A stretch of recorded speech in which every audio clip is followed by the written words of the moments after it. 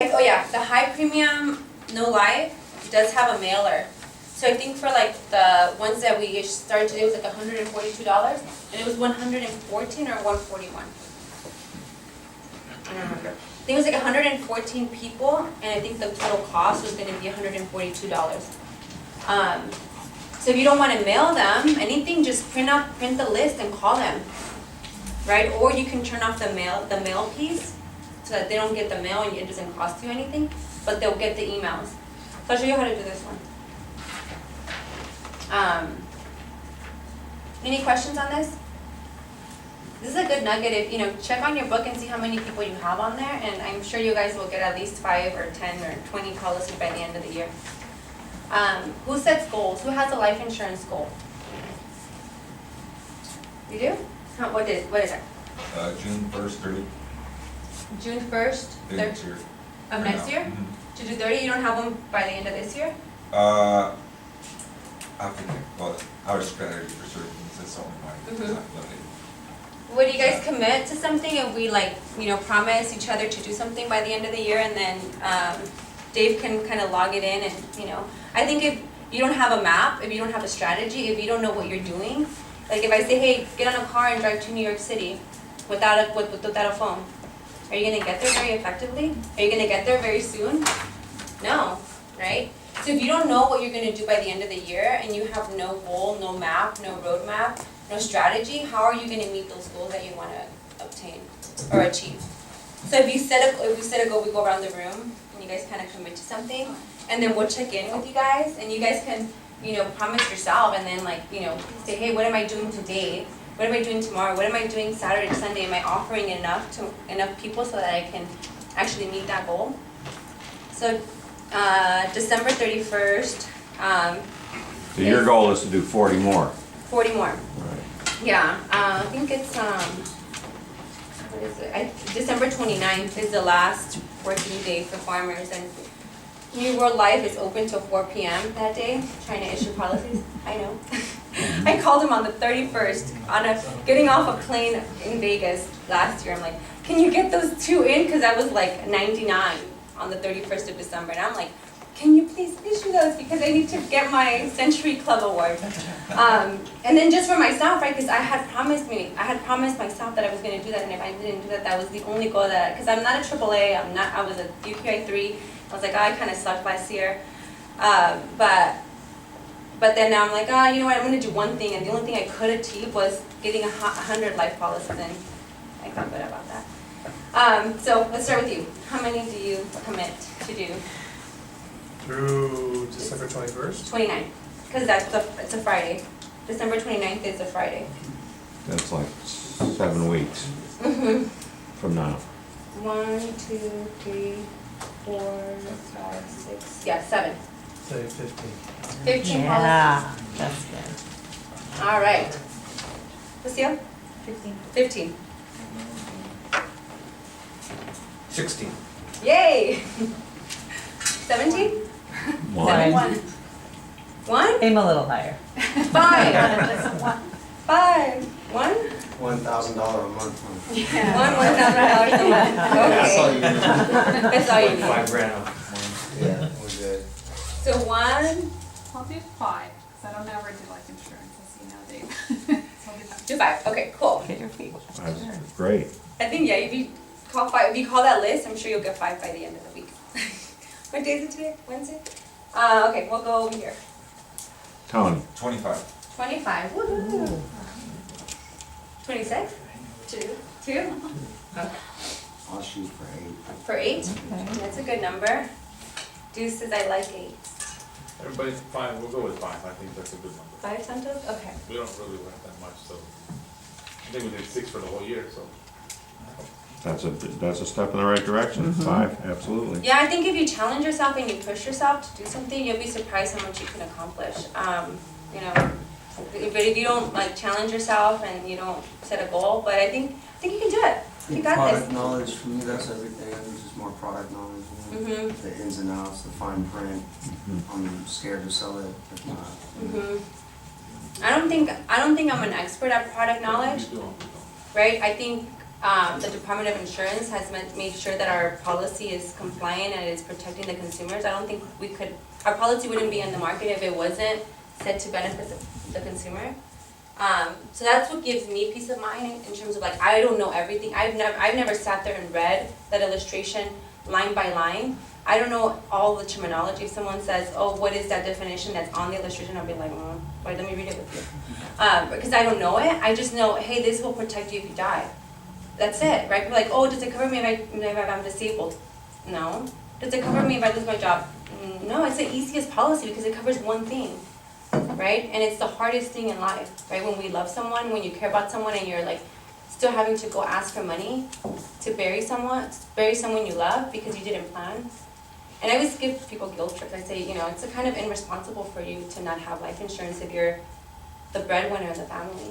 Something happens to those people you love, what are they gonna do? How are they gonna be able to provide for the family? How are they gonna pay the mortgage? How are they gonna pay everything that you built if you're no longer here?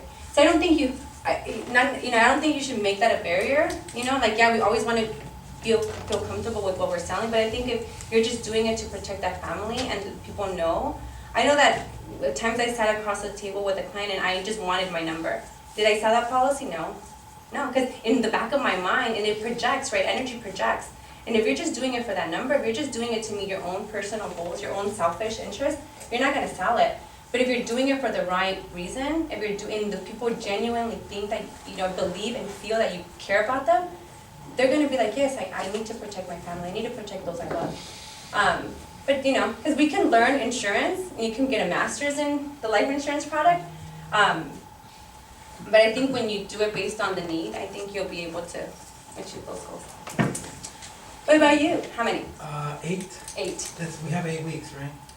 Yeah. 8 7 weeks. Kent, you know what I was gonna ask you? In the Hispanic, I feel like when you ask somebody, they'll say, oh, ¿pa qué? ¿Pa que se le quede al Sancho? Have you had people say that? Explain it to people who don't speak Spanish. Oh, if I die, I don't wanna leave the money to the, what is it? The next guy. The next Yeah. guy. I always tackle that objection beforehand. I always say, you get this policy so that your wife doesn't have to go find a Sancho. For the people that I think are very macho like that, right? Yeah. I'll say, hey, if you get this policy, your wife and your kids won't be raised by another man because you protected them. You made sure they had that policy, that your wife didn't need to go find another man to support her because you left enough money for her to be able to pay that rent the next month and then find a job. Because I'm sure she doesn't want to replace you that fast. But it is a tricky one, and they do, and then they joke about, I'm like, yeah, even people who are signing delivery, like I'm giving them the life insurance, like, oh, the Sancho, I'm like, you're leaving it to your kids, and if you're worried about the Sancho, don't even make her the beneficiary, make your kids the beneficiary, make your mom the beneficiary. If you're scared of first of all, if your wife is going to cheat on you that fast, why are you married to her? Right? If your wife is going to go find some replacement, I don't think she's a good wife, but I don't know anything about being a wife, so I'm not. But that's a good one to make your mom or somebody else a Yeah. beneficiary, yeah. Yeah, if you don't trust her, go make your grandma the beneficiary. I don't know. Marcela, how many? 15? Okay, so write them down and then you'll send an email to all of us, maybe? Graciela. Graciela, yeah. Well, I don't have a lot of exposure experience doing life insurance, so I would say 7. 7? Oh, good for you. Lucky number, yeah. I think you can get there. Yeah, 7's a good number because you're 7 weeks. Yeah. Last question, and what kind of system do you use to do the e-sign application for life insurance? The e-sign? Yeah, It's the farmer's IGO application. IGO application? Yeah, that's the only application we can use now. Everything else is gone. Right. Only like the whole life, I don't even know, I think I sold one of those, but it's the I forget what it's called now, but yeah, everything is IGO. Okay. Yeah. I'll try. So would you say you're doing more value or simple? I think this year we've done more value. Are you But towards the adding end- on the waiver, the riders are critical and the waiver, are you adding that on right off the bat? No, I know I should, but it's more expensive, but I know like Natalie Mercado up north, she's another agent up north, she does a critical illness rider to count as a half of a Yeah. policy. Right, right. I haven't done You one. get the what, $33 premium, it's a full, right? Yes, yes, yeah. Yeah, I haven't done one.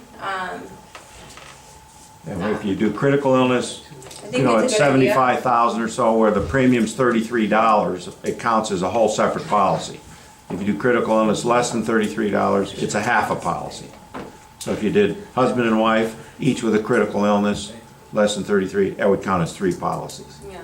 Half So of I'm not very knowledgeable on the critical illness, to your point, so I don't really sell it that much, right? Because I don't know too much about it. Now too, you were talking about product knowledge. I don't know much about the critical illness, so I don't add it. But then Rocio came to one of Dave's trainings and we were looking it over. I'm like, hey, this is really cool. We should be offering it to people. But then when we add it, it makes the premium a little bit more.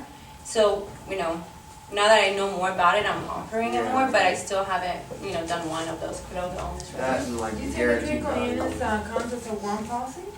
Critical illness will count as a half a policy Oh, half if the policy. critical illness premium is below 33 a month. So the typical critical illness premium might be 12 bucks, 15 bucks, that counts as a half a policy. If you get 33 a month by selling 75,000 of critical illness, that counts as another whole policy. So, and the critical illness covers you if you have a heart attack, if you have a stroke, or you have cancer. You ask people, have you heard of cancer insurance? Well, we sell cancer insurance, heart attack insurance, and stroke insurance. You don't have to die. You just get the cancer. We'll pay you the money off of your life insurance policy. Would you be interested? It also covers, by the way, kidney failure, paralysis. If you fall at work and break your neck and now you're paralyzed, we'll pay you the money. Or if you lose your arm in an accident, or if you have to have an organ transplant. It's all of those things. But the 3 big killers are cancer, heart attack, and stroke.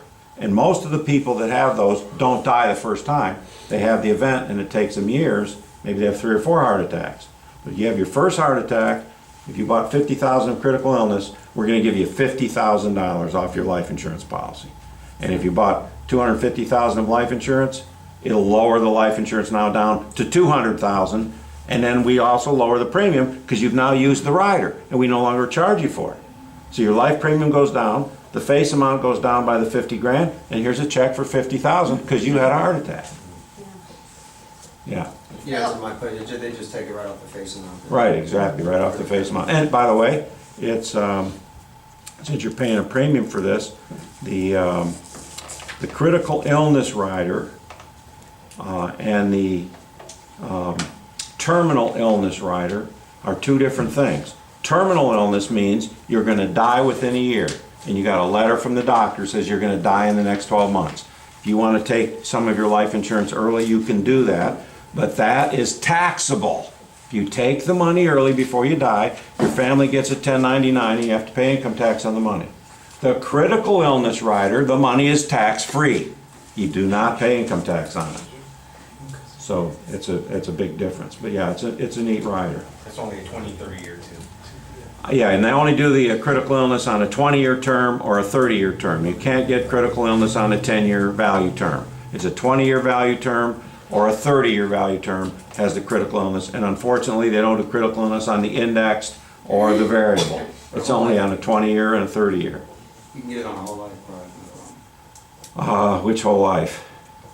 Like a simple product. This was The Simple Whole Life offers it? Yeah, I'm okay. not sure, that's why I was. I don't think so. I think it's just 20-year and I thought I 30-year. got offered it in the mail, that's why I was asking like this for an additional. They offered you accidental death in the mail. Every life policy we sell, every year gets a letter saying, would you like to add accidental death to your policy? If you so, check the box and the premium is $8, $10 a month.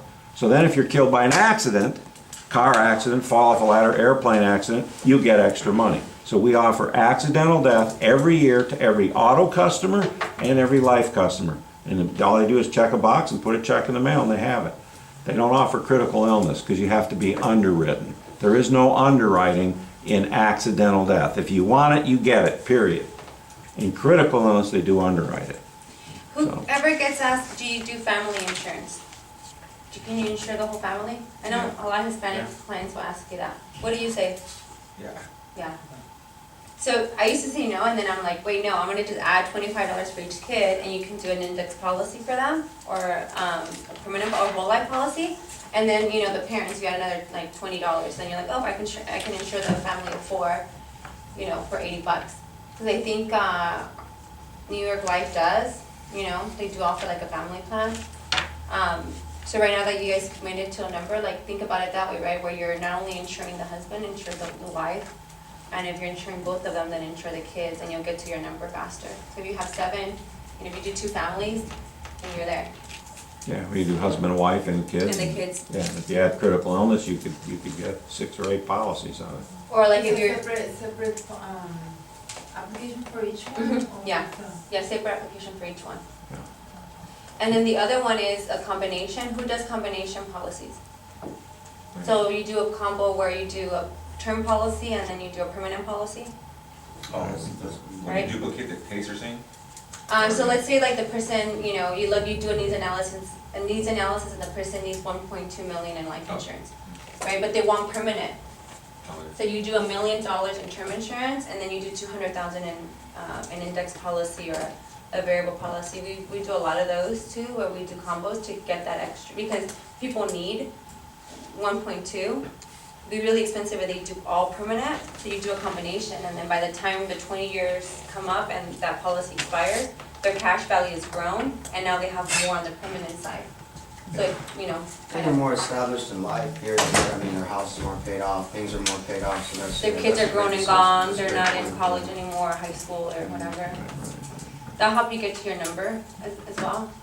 Can we do, I know this might not seem, make sense, but can we sell life outside of our state? I have a lot of family and friends outside of this. When they're here visiting you on vacation, yes. Visiting? When they're physically in the state, you can sell them. When they live anywhere else, you can't sell them if they're living over there until they walk and step over the line.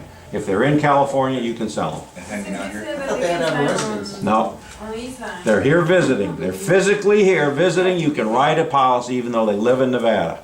So they come visit me. But you can't sell them while they're in Nevada. They have to be physically in the state. That's the state law. Yeah. How are they keeping track whether they drove down to get a Yeah, policy? exactly.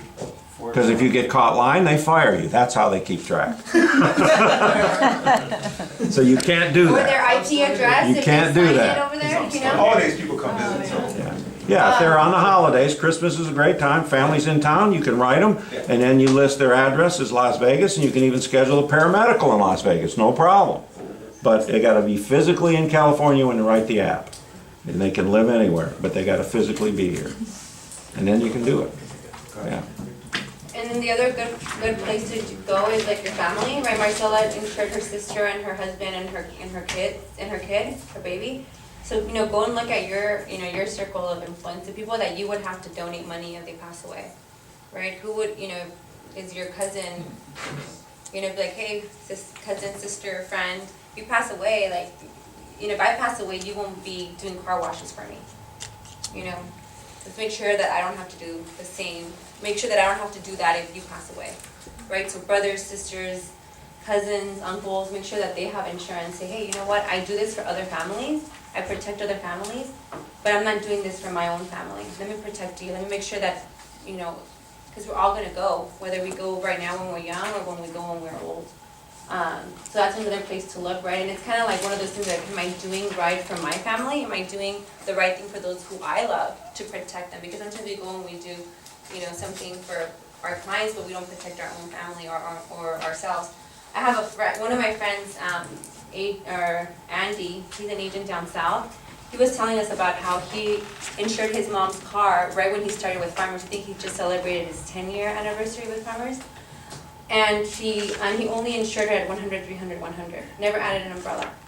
The mom ran over a kid at a school zone. She's being sued for over $500,000. That's his own mom. You know?